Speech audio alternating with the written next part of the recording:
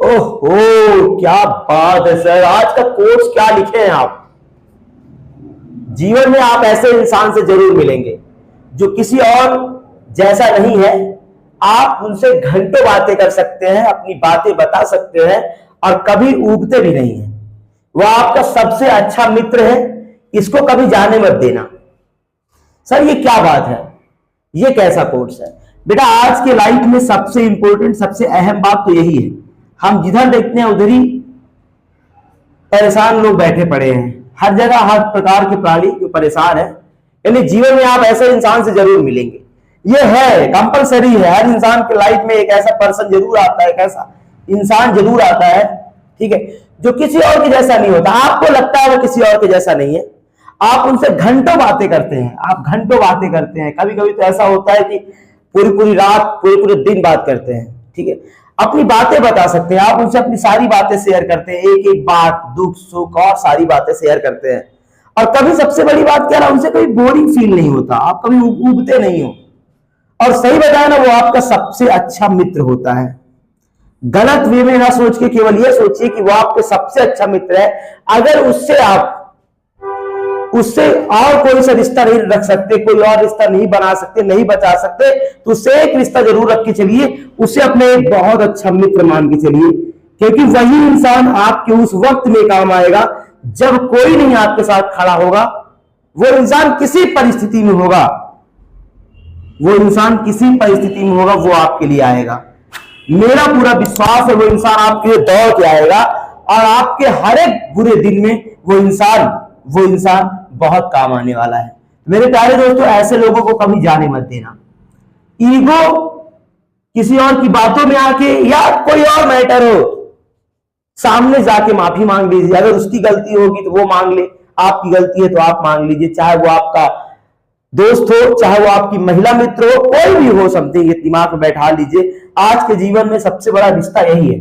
माँ बाप, भाई बहन, ये तो रिश्ते ही है। हम एक रिश्ता और बनाते हैं जिसे आप दोस्त कहते हैं, मित्र कहते हैं, सहेली कहते हैं, सखा कहते हैं वो। और ये लोग बहुत ही कम मिलते हैं ऐसे लोग। और सही बताया, हमारे पास ऐसे रिश्ते भरे पड़े हैं जो बिना किसी काम के हैं, जरूरत पड़ने पर उनका मिस कॉल तक नहीं आता।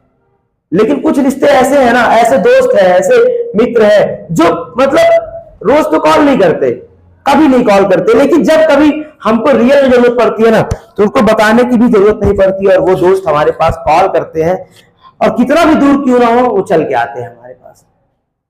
बहुत सारे ऐसे लोग भी आए हमारी जिंदगी में जो कि बहुत टाइम तक हमारे साथ थे, लेकिन आज के जीवन में ऐसा है कि वो जरूरी नहीं समझते हमसे कॉल पे बात करना, या तो नॉर्मली मिलना तक बात समझते नहीं है। लेकिन कुछ दोस्त ऐसे हैं जो बहुत पहले मिले। हमारा एक मित्र है, हम क्लास 9 से मिले हैं, 9 से, और आज भी हम लोग का जर्नी 4 साल की थी, लेकिन आज भी वो मित्र ऐसा है कि कोई भी प्रॉब्लम होगी अगर उसके पास कॉल कर दूं या तो उसको पता चल जाए तो जरूर हेल्प करता है। और आज भी हम दोनों मिलते हैं तो मतलब सब कुछ भूल जाते हैं, बहुत अच्छा लगता है। कुछ मित्र अच्छे बहुत अच्छे मित्र हैं, कुछ ऐसे भी हैं जिनसे कभी कभी लगता है कि भगवान ने उनसे मिला के बहुत बड़ी गलती की। अच्छा खासा टाइम, अच्छा खासा उनके साथ रह के समझ लीजिए वेस्ट गया। ऐसे लोग भी मिले जीवन में, लेकिन कोई भी, हर इंसान कुछ ना कुछ सिखा के जरूर जाता है। मैं सबको नमन करता हूं, ऐसे दोस्तों को भी, और उन दोस्तों को भी नमन करता हूं जो मेरे साथ आज भी खड़े हैं, और उनको भी जिन्होंने वक्त पे जब उनकी सही जरूरत थी तो उन्होंने साथ छोड़ दिया। ऐसे लोगों को भी मैं नमस्ते करता हूं, सर झुका।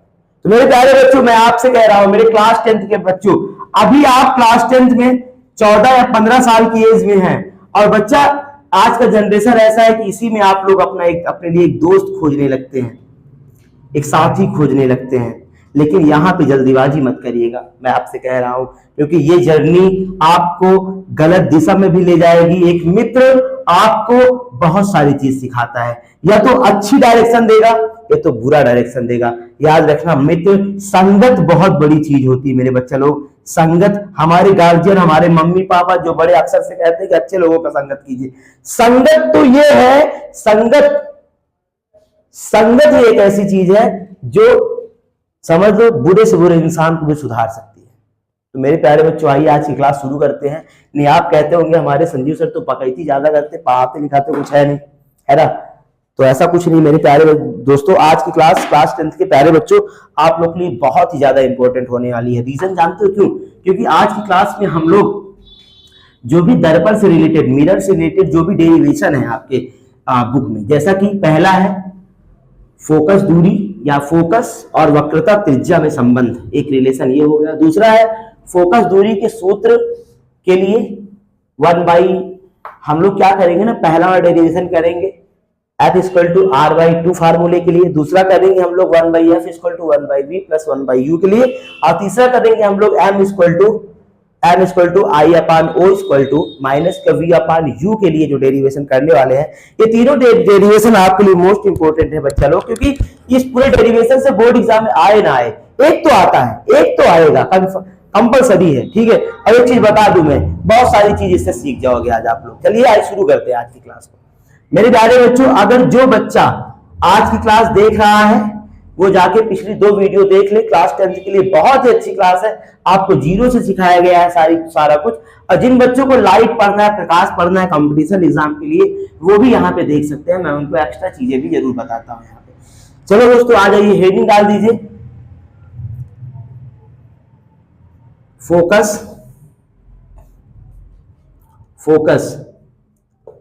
F हुआ वक्रता केंद्र, वक्रता त्रिज्या कैपिटल R में संबंध रिलेशन बिटवीन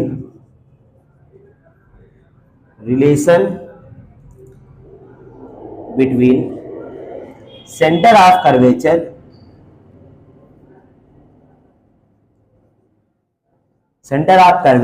एंड फोकस।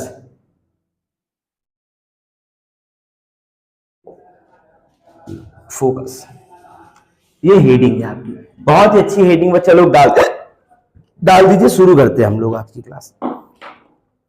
बेटा लोग बड़े अच्छे से पढ़ाई कीजिए, मन लगा के पढ़ाई कीजिए। क्लास 10th एक ऐसी सीढ़ी होती है किसी भी स्टूडेंट के लिए कि अगर आपने यहाँ पे बहुत अच्छा गेन किया, मार्क्स बहुत अच्छा गेन किया, तो मेरे बच्चा लोग, आप लोग की लाइफ में ना बहुत सारी चीजें बहुत अच्छी हो जाती हैं। जिन बच्चों को समझ में नहीं आता पढ़ना, वो भी अगर यहाँ से शुरू करते हैं ना, तो उनको यहाँ से चीजें समझ में आने लगती हैं।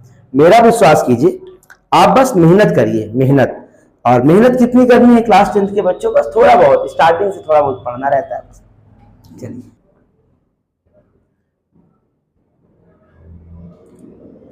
आई करते हैं इसको। मान लो ये एक अवतल दर्पण है, ध्यान से देखिएगा इसको। क्या है बेटा? ये एक अवतल दर्पण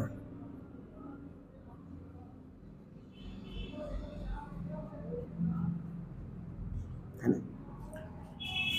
ये क्या है? ये मुख्य अक्ष, प्रिंसिपल एक्सिस है, जहां पे हमने ध्रुव P मान लिया। इसके लिए फोकस ये हो गया, वक्रता केंद्र कहीं यहां होती है, ध्यान दीजिएगा। होता क्या है बेटा, मान के चलो कोई प्रकाश की किरण जो मुख्य अक्ष के समांतर जाती है और ये टकराई कहाँ? M बिंदु पर। तो जो मुख्य अक्ष के समांतर जाने वाली किरण होती है कहाँ जाती है? ये सब फोकस से जाती है। कहाँ चली जाएगी? फोकस चली जाएगी, है कि नहीं? अच्छा देखो यहाँ पे क्या होता है, जब हमको किसी गोली सरफेस में, किसी गोली पृष्ठ में अभिलंब खींचना होता है, तो क्या करते हैं बच्चा? केंद्र से इसके परिधि से हम एक स्पर्श रेखा खींच के इस पर लंब डाल देते हैं सेंटर से। ये होता है क्या? अभिलंब। क्या होता है? अभिलंब। कहीं भी खींचना हो, यहाँ खींचना हो तो यहाँ डाल दीजिए, इसके परपेंडिकुलर खींच दीजिए। जैसे मान लो हमको यहाँ पे करना है, तो यहाँ पे हमने यहाँ पर एक क्या डाला? स्पर्श रेखा खींचा और इसी के एक हमने क्या डाल दिया? लंब डाल दिया। ये क्या है बच्चा? ये हो गया क्या? अभिलंब। ध्यान समझो मेरी बात को आराम से। जैसे हम जानते हैं कि वक्रता केंद्र से जो P के बीच की दूरी होती है, इसे कैपिटल R से लिखते हैं, ये वक्रता त्रिज्या होती है, ठीक है। और जो फोकस दूरी होती है, फोकस से लेके यहाँ के बीच की दूरी होती है, इसको हम लोग फोकस दूरी बोलते हैं, है ना। माना हमने M बिंदु से मुख्य अक्ष पर एक लंब डाल दिया और उस लंब को हमने नाम दे दिया बेटा D। ध्यान समझो मेरी बात को, हमने क्या नाम देते हैं, डी डी। यहाँ पे लिखेंगे माना करके, माना कोई अवतल दर्पण, अवतल दर्पण जिसका फोकस, जिसका फोकस एफ व वक्रता त्रिज्या कैपिटल आर है, ठीक है, कैपिटल आर है। यदि बिंदु M से मुख्य अक्ष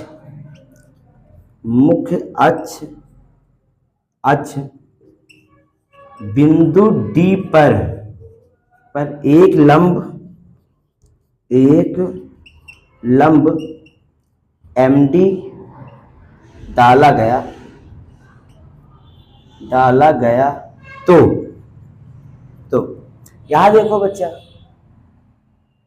कोण अगर हम देखें तो कोण क्या है, MCD त्रिभुज है ना, इसमें कोण क्या है, MCD। ये कितना है, MCD थीटा है।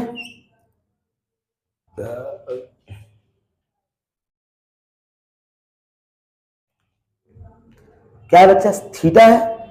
वह कोण देखो MFD ये किसके बराबर, इधर ध्यान से देखो बच्चा, ये जितना एंगल ये है इसका जस्ट दुगना, क्यों दुगना, ये थीटा है तो बेटा देखो ये इतना थीटा है तो ये भी थीटा होगा, और जितना ये है उतना ये होगा, और जितना ये है उतना ये है ना, ये वाला, ये कितना हो जाएगा 2 थीटा, ये कितना हो जाएगा बेटा 2 थीटा। ध्यान समझो 2 थीटा है ना। चलिए आगे चलो, अच्छा ये बताओ tan थीटा बराबर क्या होता है, लंब बटे, अच्छा यहां पे देखिएगा हम लोग ऐसे लिख देते हैं, त्रिभुज MCD में tan थीटा बराबर क्या होता है, लंब बटे आधार, यही तो होता है ना। यहां देखो बेटा लंब कितना है, यहाँ पे MD, आधार कितना है बच्चा, यहां से लेके यहां तक R पूरा क्या है R, ठीक, R, चाहे R लिख दो चाहे CD लिख दो, अभी CD लिख दिया जाए ना, चलो आप पढ़ा दिया जाएगा एक वो CD, ठीक। यहां देखो बेटा tan थीटा बराबर MD, CD की वैल्यू कितना है, कैपिटल R है, इसको इक्वेशन फर्स्ट मान लेते हैं। आगे बेटा यहां पर देखते हैं हम लोग, क्या देखेंगे, त्रिभुज MFD में ना, यहां देखो tan 2 थीटा बराबर क्या हो जाएगा बच्चा, वही लंब बटे आधार, लंब कितना है MD, आधार कितना है बच्चा FD है ना, FD हो गया आधार। यहां देखो बेटा तो tan 2 थीटा बराबर MD अपान FD कितना है, स्मॉल f है FD, इक्वेशन इसको कितना मान लेते हैं, 2 मान लेते हैं। चलिए समीकरण 1 व 2 से, समीकरण 1 व 2 से करेंगे इसको। समीकरण 1 व 2 से अगर हम देखें, समीकरण 1 में हम समीकरण 2 से भाग देते हैं, ठीक है। यहां देखो बच्चा समीकरण 1 कितना है, tan थीटा अपान में tan 2 थीटा बराबर MD अपान कैपिटल R अपान में MD स्मॉल f। देखो यहां से हमने tan और tan काट दिया, MD से MD कट गया है ना, तो आ गया थीटा अपान 2 थीटा बराबर 1 अपान R अपान में क्या है 1 अपान स्मॉल f। चलो यार देखिए आगे ये थीटा अपान 2 थीटा बराबर, इसको ऊपर लेके चले जाओ तो f अपान R आ जाएगा, क्या आ गया, स्मॉल एफ अपान आर आ गया, है ना। चलो यहां देखिए बेटा, हम थीटा से थीटा काट सकते तो 1/2 और इक्वल 1/r आ गया, क्रॉस मल्टीप्लाई कर दो तो ये r बाई क्या आ गया 2f, यही आ गया, है कि नहीं। अगर हम यहां से f निकालेंगे, ध्यान से देखो बच्चा, अगर हम इसको f के फॉर्म में लिखेंगे तो f बराबर r बाई क्या हो जाएगा 2, ये है ना। तो ये समझ में आया, f बाई आर बाई 2। यदि हम कह सकते हैं कि जो फोकस दूरी होती है वक्रता त्रिज्या के 2 गुनी होती है, वक्रता त्रिज्या के 2 गुनी होती है फोकस दूरी। अगर वक्रता त्रिज्या की बात करें तो वक्रता त्रिज्या फोकस दूरी वक्रता त्रिज्या की आधी होती है, और जो वक्रता त्रिज्या होती है फोकस दूरी के 2 गुना होती है। शायद मैं उल्टा बोल दिया था क्या, यहाँ पे नोट करके लिख लेना, इतने में मैं लिखवा दे रहा हूं यहाँ पे कि बच्चा जो फोकस दूरी होती है, फोकस दूरी वक्रता त्रिज्या की आधी होती है, आधी होती है। लिख लीजिए, इतना नोट कर लीजिए, इसको नोट कर लो तो आगे चलते हैं हम लोग। चलो हो गया होगा बेटा, लोग ये पूरा खत्म कर दें। चलो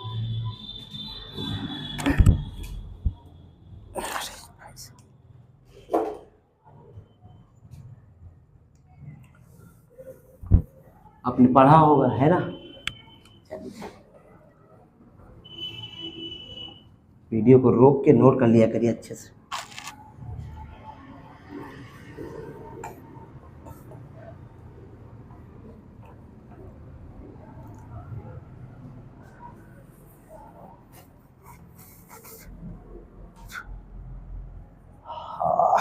गर्मी थोड़ा ज्यादा है ना आज, है कि नहीं। चलो थोड़ा सा इंक डाल ले तब तक।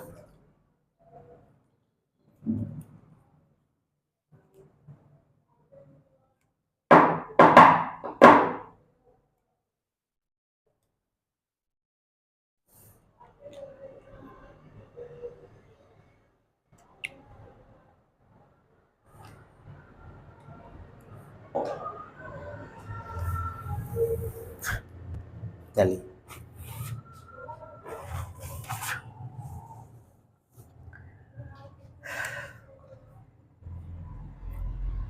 डाल दीजिए,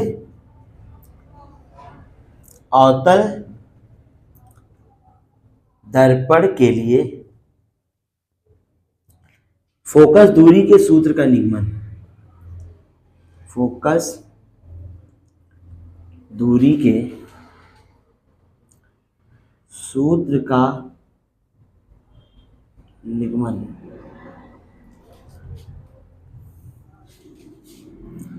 अवतल दर्पण के लिए फोकस दूरी के सूत्र का निगमन, या इसको बोलते हैं बच्चा दर्पण का समीकरण, दर्पण का समीकरण। चलो ध्यान से समझिएगा बढ़िया बच्चा, एक दर्पण बनाते हैं, ये है अवतल दर्पण,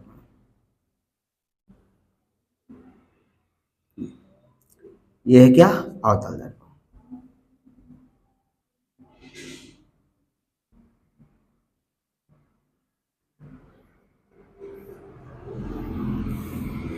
ये मुख्य अक्ष है, ये इसका P हो गया, ये इसका F हो गया, ये इसका वक्रता केंद्र C हो गया, ठीक है। ध्यान समझेंगे, मान के चलो बेटा यहाँ पे कोई वस्तु रखी है O और O डैश लंबाई, हम इसे माना वाना नहीं दिखाएंगे, बस सिंपल तरीके से बता देते हैं, आपको समझ लीजिए। मान लो कोई दर्पण, कोई क्या है बच्चा, ये कोई अवतल दर्पण है जिसकी फोकस दूरी F है, फोकस दूरी क्या है बच्चा स्मॉल f है ना, और जिससे दर्पण से U दूरी पर कोई वस्तु रखा हुआ है O और O डैश, मुख्य अक्ष के समांतर कोई प्रकाश की किरण जाती है, ठीक है, जो कि M बिंदु पे टकराती है, और मुख्य अक्ष के समांतर जाने वाली प्रकाश किरण कहाँ जाती है बच्चा, फोकस से होकर जाती है, ये फोकस से होकर चली जाएगी। दूसरी किरण बेटा फोकस से लेके जाते हैं और ये परावर्तन के बाद कहाँ चली जाती है, मुख्य अक्ष के समांतर होकर चली जाती है। जहां पे ये एक दूसरे को इंटरसेक्ट काटती हैं वहीं पे प्रतिबिंब बनता है आई और आई डैश प्रतिबिंब प्राप्त होता है, जो कि दर्पण से v दूरी पे है। ध्यान से समझेंगे इसको, जो कि दर्पण से कितनी दूरी पे बेटा, v दूरी पे है ना। हम इसको भी नाम दे दें n। आइए काम करते हैं, थोड़ा एक प्रमेय होता है उसको समझो, जिसको बोलते हैं बच्चा, यहाँ पे देखिएगा, एक होता है समरूप त्रिभुज का प्रमेय। समरूप त्रिभुज का प्रमेय क्या होता है? समरूप त्रिभुज ये समझ लो बच्चा, दो त्रिभुज ऐसे होंगे जो दिखने में तो एक जैसे होंगे लेकिन छोटे बड़े कुछ भी हो सकते हैं। बस इसमें सिमिलर क्या होता है, इनके कोण, जैसे ए बी सी क्या है, पी क्यू आर है ना। तो इसका ये कोण बेटा इसके इक्वल है, इसका ये कोण इसके इक्वल है, और इसका ये कोण इस कोण के इक्वल है। होता क्या है बेटा इसमें सुनिएगा, समरूप त्रिभुज में समान कोणों के सम्मुख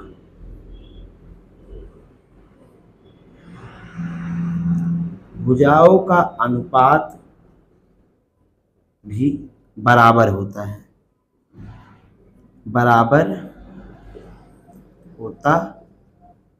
ठीक। जैसे कि इधर देखो, अगर हम देखें बेटा एक शीर्ष ये ले बी के सामने साइड क्या है, बी सी। देखो पी ले तो पी के सामने साइड क्या है, क्यू आर, बराबर। हम बी लिए, बी के सामने साइड क्या है, ए सी। क्यू लिए, क्यू के सामने साइड क्या है, पी आर, बराबर। सी के सामने साइड क्या है, ए बी। और आर के सामने साइड क्या है, पी क्यू। ये सब क्या हो गए, ये एक प्रमेय बन गया। होता क्या है इसमें, समरूप त्रिभुज से क्या बोलेंगे बच्चा, आइए करते हैं। समरूप त्रिभुज से, यहां देखो समरूप त्रिभुज आपको दिखाते हैं क्या। एक त्रिभुज ओ डैश एफ, त्रिभुज क्या है, ओ डैश एफ, ये समरूप है किसके, यार देखिए पी एन एफ के, त्रिभुज पी एन एफ, ठीक है। यहां देखो बच्चा, इसके सामने साइड क्या है, ओ डैश, इसके सामने साइड क्या है, पी एन, क्या है बेटा, पी एन, बराबर। इसके सामने साइड क्या है, ओ एफ,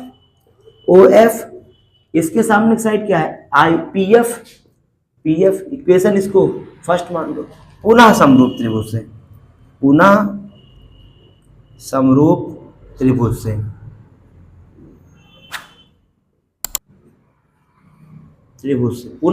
त्रिभुज क्या हो जाएगा, यार देखिए, एक त्रिभुज है एम पी एफ, त्रिभुज एम पी एफ, ये समरूप है किसके, आई डैश एफ के, आई डैश एफ के, ठीक। इधर देखो बेटा आप, इसमें क्या होगा, इसके सामने साइड एमपी,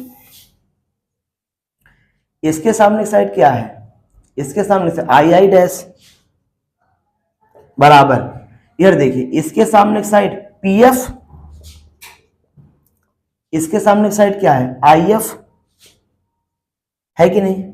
यहां देखो बेटा ओ डैश किसके इक्वल है, एमपी के। यहां देखिए आई और आई डैश किसके इक्वल, पीएन के। आई और आई डैश किसके इक्वल है, पीएन के। हम लोग क्या कर सकते हैं, एमपी की जगह ओ डैश लिख सकते हैं, आई डैश की जगह हम लोग पीएन लिख सकते हैं। इक्वल किसके हो जाएगा बच्चा, ये पीएफ अपान में आईएफ, इक्वेशन सेकेंड। देखो समीकरण 1 और 2 देखो, आप लोग देखो समीकरण 1 व 2 से, तो क्या देखो यहाँ पे, समीकरण 1 और 2 में एक side O dash P N बराबर P F upon O F upon P F, यहाँ देखो ओ डैश पी एन बराबर P F upon I F. तो यहाँ पे एक साइड इक्वल है तो हम दोनों साइड को इक्वल कर देंगे, तो ये ओ एफ अपान में पी एफ बराबर पी एफ अपान में आई एफ। इक्वेशन क्या है, थर्ड। अब यहां देखो बेटा, समीकरण 3 में सभी दूरियों का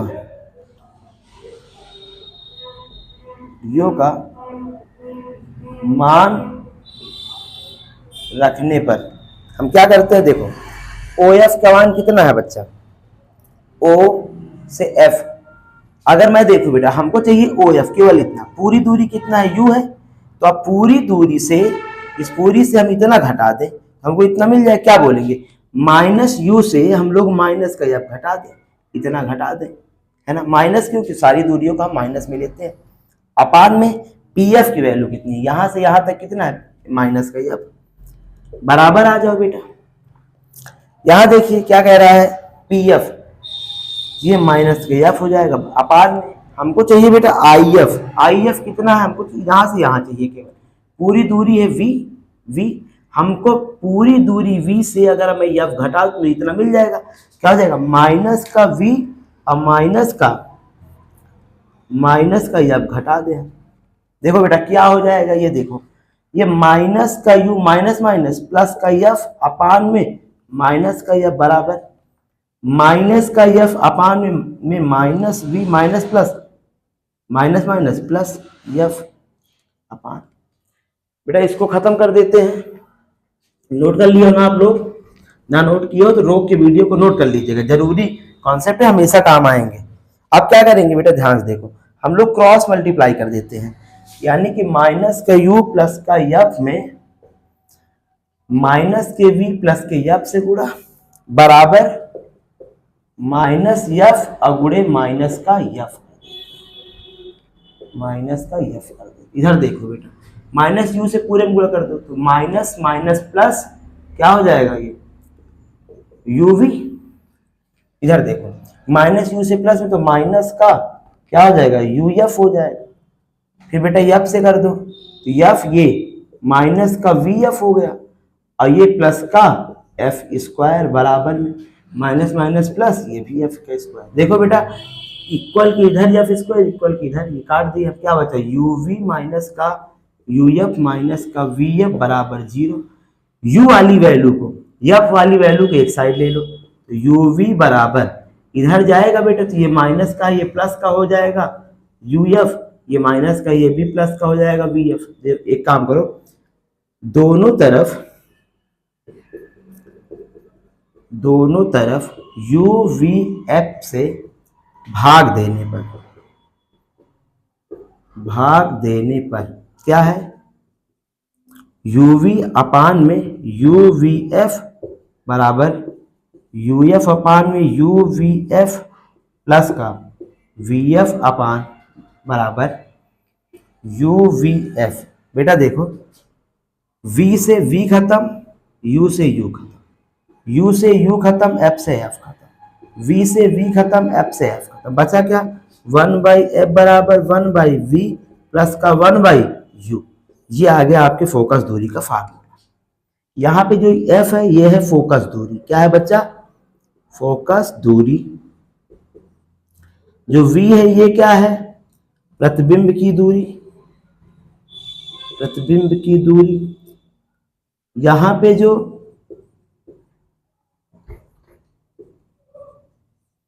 जो U है ये है वस्तु की दूरी। समझ में आए कि नहीं इतनी चीज। चलिए आज के इस क्लास में हम लोगों ने 2 डेरिवेशन किए। इस दर्पण से रिलेटेड एक वीडियो और लेके आएंगे जिसमें कि आप लोग को रेखीय आवर्धन पढ़ाएंगे और इससे रिलेटेड पूरे न्यूमेरिकल करवाएंगे। आई बात समझ में। आज की क्लास यहीं तक रखते हैं बेटा, ठीक है, क्योंकि इसमें क्या है ना, हमारे माइक में थोड़ा शायद बैटरी कम है तो ये ऑफ हो जा रहा है ना, तो अगर माइक ऑफ हो जाएगा तो आप लोग को प्रॉब्लम होगी पढ़ने में। तो चलिए आज के लिए इतना ही मेरे प्यारे दोस्तों। आप